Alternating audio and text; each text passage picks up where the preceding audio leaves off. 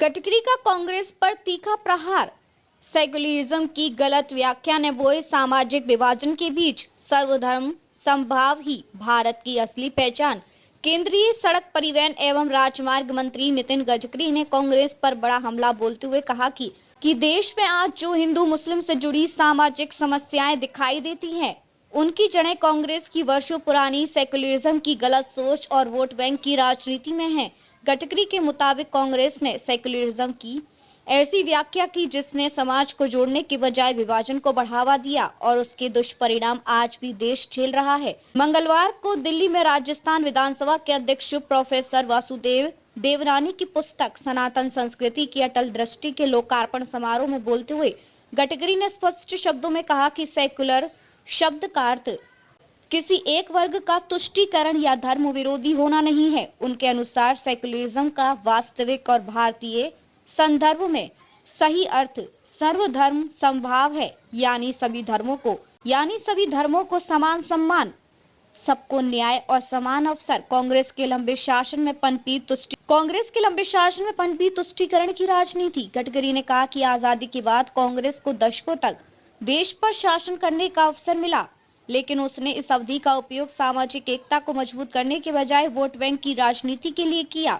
उन्होंने आरोप लगाया कि तुष्टीकरण की नीतियों ने समाज में अविश्वास और विभाजन को जन्म दिया, जिसका असर आज भी देश की राजनीति और सामाजिक ताने बाने में देखा जा सकता है।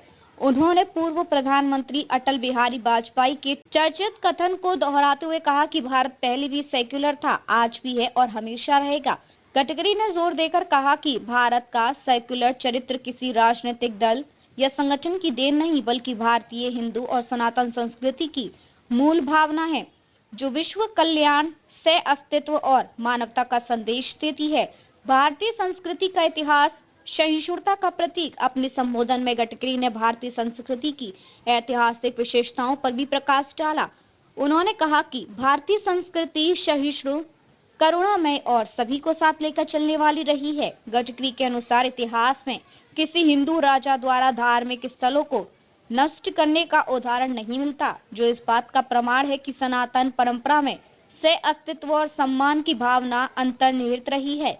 इस कार्यक्रम में उपराष्ट्रपति सीपी राधाकृष्णन भी मौजूद थे। वक्ताओं ने पुस्तक के माध्यम से भारतीय सभ्यता और सनातन मूल्यों की भूमिका पर भी चर्चा की और इसे वर्तमान दौर में वैचारिक दिशा देने वाला बताया। नेशन फर्स्ट केवल नारा नहीं, विचार और आचरण होना चाहिए। गडकरी इसी दिन नितिन गडकरी उदय माहोरकर की पुस्तक my idea of nation first nationalism के लोकार्पण समारोह में भी शामिल हुए। यहाँ उन्होंने कहा कि नेशन फर्स्ट की सोच केवल भाषणों और नारों तक सीमित नहीं रहनी चाहिए, बल्कि इसके लिए देश के इतिहास को ईमानदारी से समझना, मौजूदा व्यवस्था की कमियों को पहचानना और भविष्य की क्षमताओं का विकास करना आवश्यक है। गडकरी ने यह भी कहा कि आधुनिकीकरण का मतलब अंधी नकल नहीं होना चाहिए। उनके मुताबिक सच्चा आधुनिकीकरण सभ्यतागत आत्मविश्वास पर आधारित होता है, जिसमें अपनी जड़ों और सांस्कृतिक विरासत को समझते हुए आगे। इस कार्यक्रम में भाजपा नेता सुधांशु त्रिवेदी और सेवानिवृत्त लेफ्टिनेंट जनरल सावरकर की विचारधारा और राष्ट्रवाद पर किताब की सराहना। गडकरी ने इस अवसर पर विनायक दामोदर सावरकर की विचारधारा का उल्लेख करते हुए कहा कि राष्ट्रवाद का अर्थ किसी का विरोध नहीं, बल्कि राष्ट्रहित को सर्वोपरि रखना है। उन्होंने उदय माहोरकर की पुस्तक की सराहना करते हुए कहा कि ये किताब राष्ट्रवाद को नए संदर्भ में परिभाषित करती है और नागरिकों को देश हित को केंद्र में रखकर सोचने की प्रेरणा देती है। उनका कहना था कि ऐसी किताबें न केवल वैचारिक स्पष्टता प्रदान करती है, बल्कि राष्ट्र निर्माण में आम नागरिक की भूमिका को भी मजबूती से सामने लाती है। इससे देश के प्रति जिम्मेदारी, कर्तव्य और समर्पण राजनीतिक मायने। गडकरी के इन बयानों को मौजूदा राजनीतिक माहौल में अहम माना जा रहा है। एक और जहां बीजेपी सांस्कृतिक राष्ट्र और सर्वधर्म समभाव की अवधारणा को आगे बढ़ाने की बात कर रही है, वहीं कांग्रेस पर तुष्टीकरण और गलत सेकुलरिज्म के आरोप तेज होते जा रहे हैं। विशेषज्ञों का मानना है कि आने वाले चुनावी दौर में सेकुलरिज्म, राष्ट्रवाद और भारतीय संस्कृति की व्याख्या को लेकर यह वैचारिक टकराव और तेज हो सकता है। कुल मिलाकर नितिन गडकरी की ताजा बयान केवल कांग्रेस पर हमला नहीं, बल्कि सेकुलरिज्म, राष्ट्रवाद और भारतीय सांस्कृतिक पहचान को लेकर बीजेपी की वैचारिक लाइन को भी स्पष्ट रूप से सामने रखते हैं।